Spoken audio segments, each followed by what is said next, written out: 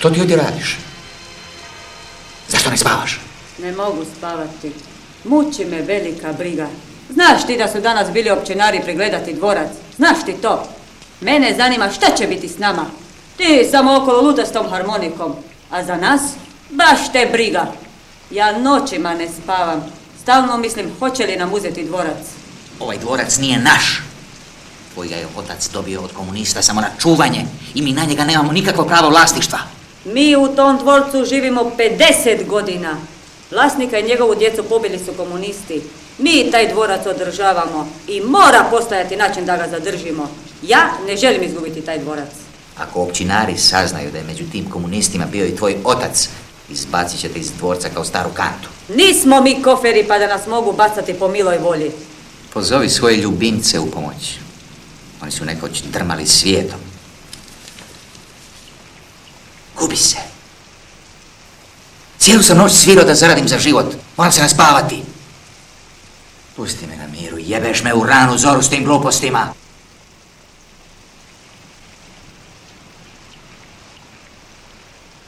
Marš na spavanje. Što čekaš?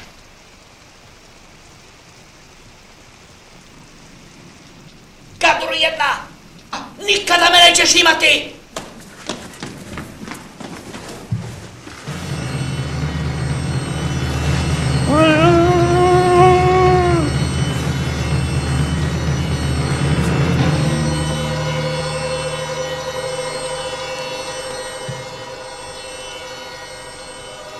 Veroniko, molim te, pomozi mi.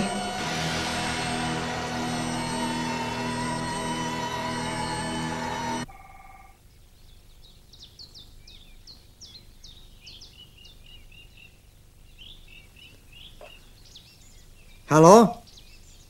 Hello? Yes. Yes.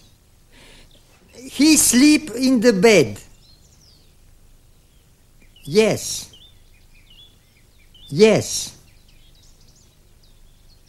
Oh my God. Is it possible?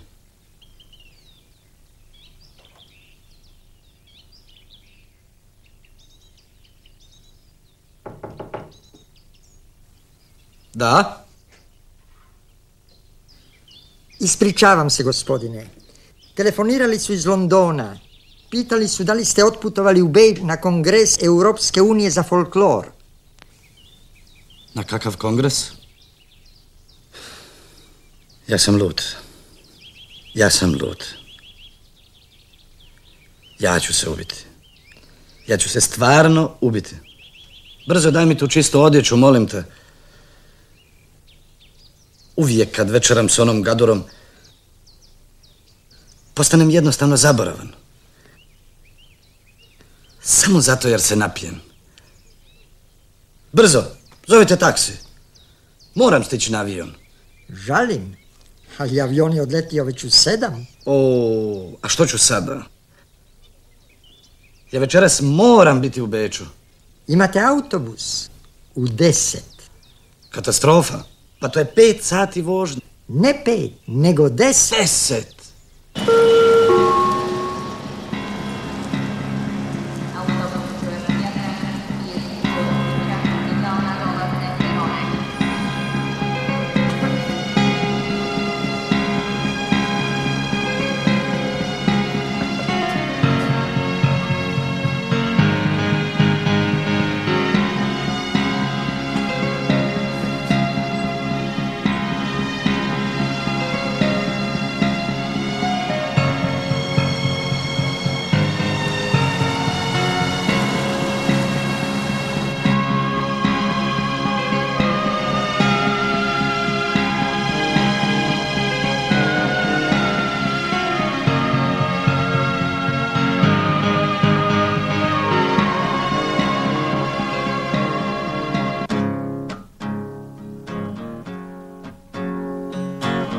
Zašto ne piješ? Želim te napiti. Jer samo pijanog te mogu nagovoriti da me zaposliš u svojoj redakciji. Da, uočio sam tvoju podlu namjeru. Ali što će raditi novinarka Crne kronike u mojem listu koji piše o svim narodima svijeta, o njihovim kulturama? Brzo ću se prilagoditi. Željela bih putovati cijelim svijetom, baš kao i ti. Pročitala sam tvoju reportažu s Tibeta, a ona u Amazoni je predivna. Zar si stvarno jeo sarmu punjenu crvima? Kako ti zavidim. Onda me pokušaj napiti. Možda uspiješ promijeniti moje mišljenje o novinarima Crne kronike.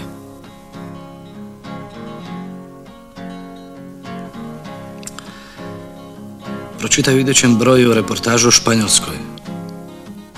Nešto fenomenalno. Prošao sam stazama Ernesta Hemingwaya. Bio na koridi u Valenciji. Učio plesati flamingo. Molim te, ubaci me u redakciju. Biću ti vječno zahvalna. Samo preko mene gologa, rekao je režiser glumici početnici. Gade, molim te, ubaci me. Ok, predajem se. Sutra ću razgovarati sa redakcijom u Londonu, ali ti ništa ne obećajem. Već sutra odlazim na novu reportažu. Mogu li s tobom? Naravno da ne možeš. Mrzim te, ali popijmo još malo.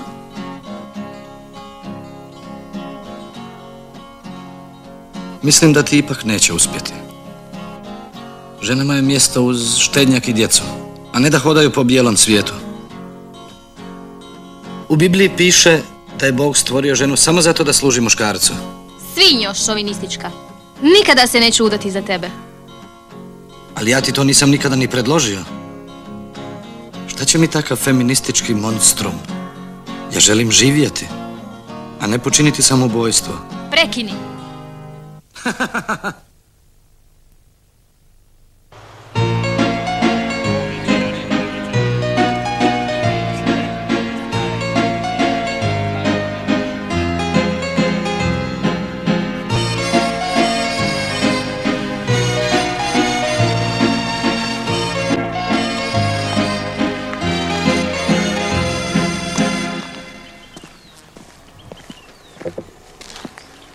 Dobar dan, kako si? Konačno si stigao, a? Mogu ti pomoći. Da vidiš, ondje ja živim. O, pa ti si vlastelin?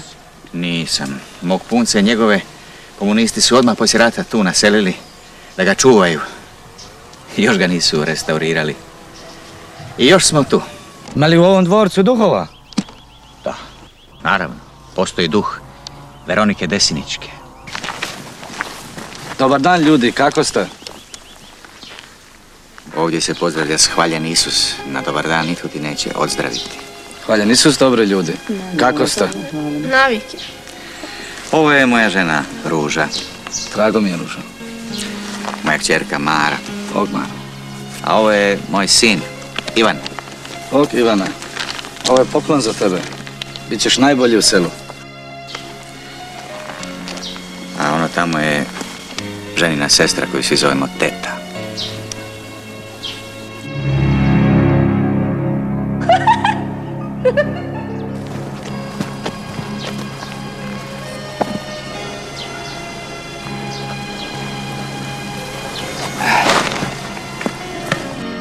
Ovom cestom si došao. Ovamo sam često dolazio. Gledao u dolinu. I čekao sam tvoj dolazak. U mislima sam bio s tobom.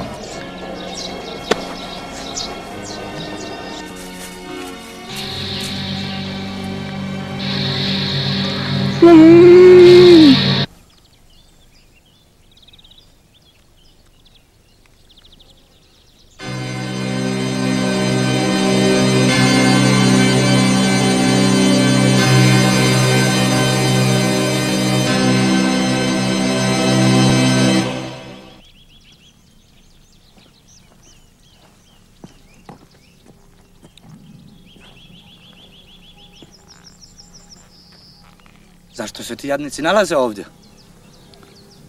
Oni su razapeti dobrovoljno. Ukajavaju smrt svojih sinova koji su poginuli u Domovinskom ratu. Ostaće ovako razapeti nekoliko dana. Hoćete li vode?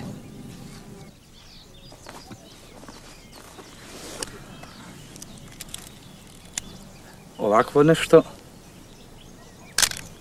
još nisam vidio.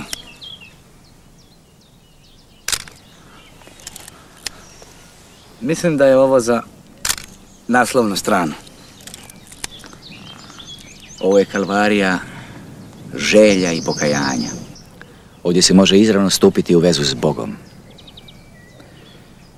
Tu je moja žena od Boga izmolila našega sina. Da.